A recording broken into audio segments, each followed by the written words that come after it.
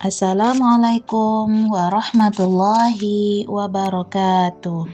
Perkenalkan, saya Beni Warni, mahasiswa Universitas Terbuka semester 7 dengan nomor induk mahasiswa 856538486.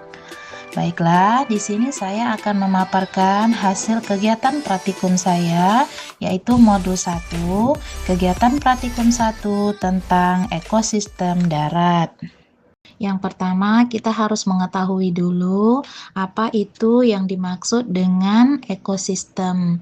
Nah, ekosistem adalah suatu sistem yang terbentuk karena adanya hubungan timbal balik antara makhluk hidup dengan lingkungan hidup, dan di antara keduanya tidak bisa dipisahkan. Nah, setelah kita mengetahui pengertian dari ekosistem, kita akan melihat bahwa ekosistem itu sendiri terdiri atas komponen biotik dan komponen abiotik. Komponen biotik itu terdiri dari produsen, konsumen, dan juga dekomposer. Nah, sedangkan komponen abiotik yang terdiri dari bahan anorganik, dan juga kondisi iklim. Selanjutnya, kita akan melihat bahwa dari cara terbentuknya ekosistem itu terbagi menjadi dua jenis. Yang pertama disebut dengan ekosistem alami. Nah, ekosistem alami ini contohnya adalah hutan, padang rumput, laut, danau, padang pasir, pantai, dan lain sebagainya. Kemudian yang kedua yaitu ekosistem buatan. Contohnya seperti kolam ikan, sawah, ladang, kebun, ataupun akuarium. Selanjutnya, di sini saya akan melakukan praktikum secara langsung, yaitu mengenai ekosistem darat alami dan juga ekosistem darat buatan. Adapun alat dan bahan yang saya gunakan adalah yang pertama lembar pengamatan, yang kedua aplikasi barometer, yang ketiga alat tulis, yang keempat tentunya adalah lingkungan sekitar. Yang pertama, kita akan menuju ekosistem darat alami, yaitu hutan.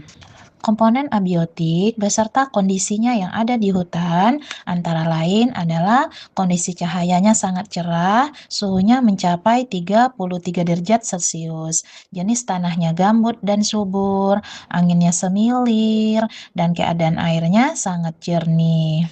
Kemudian kita akan mengamati komponen biotik yang terdiri atas tanaman dan hewan. Nah, yang pertama kita temukan adalah tanaman pinang hutan. Nah, ini adalah tanaman pohon pinang. Kemudian setelah itu yang kita temukan adalah tanaman keladi yang tumbuh di sekitar hutan. Yang ketiga, ada tanaman mahang. Nah, setelah itu ada tanaman sawit.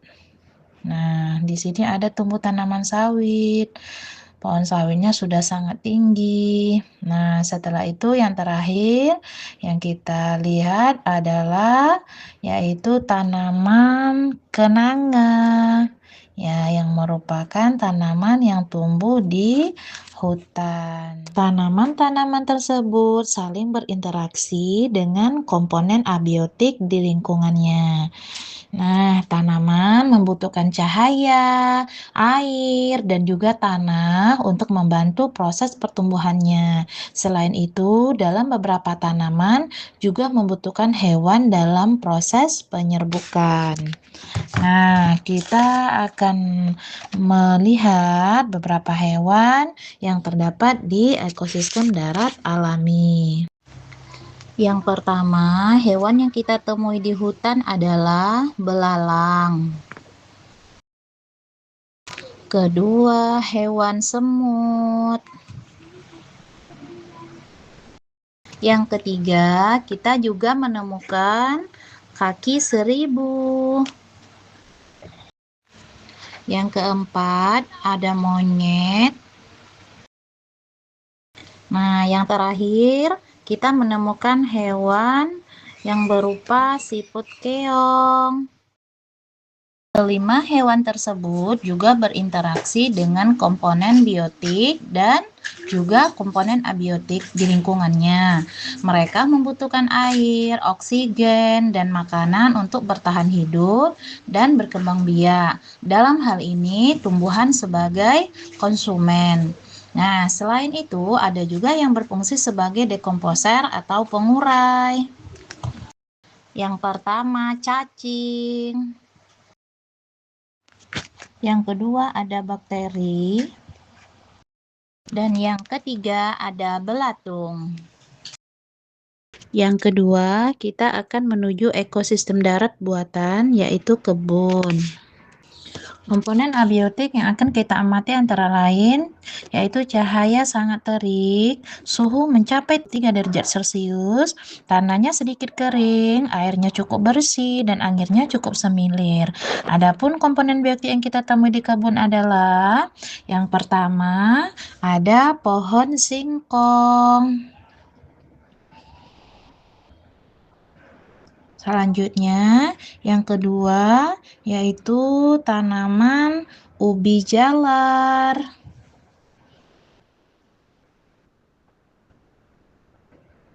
Yang ketiga, tanaman yang kita temui adalah tanaman serai. Yang keempat yaitu tanaman nangka. Nah, yang kelima atau yang terakhir yang kita temui di kebun adalah yaitu tanaman jambu biji.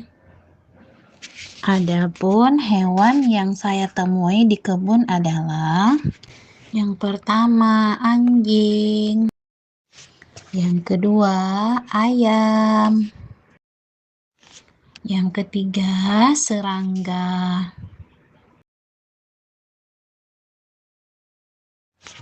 Yang keempat, kupu-kupu. Dan yang terakhir, ada bebek. Kelima tumbuhan dan hewan tersebut juga berinteraksi dengan komponen biotik maupun abiotik di lingkungannya. Mereka memerlukan air, oksigen, dan makan untuk bertahan hidup dan berkembang biak. Kesimpulan, dari hasil pengamatan pada lingkungan sekitar, yaitu hutan dan kebun, menunjukkan bahwa di alam ini terdapat hubungan timbal balik antara komponen biotik dan abiotik yang membentuk sistem ekologi atau ekosistem. Interaksi tersebut mendukung keseimbangan alam yang menguntungkan bagi makhluk hidup, termasuk bagi manusia.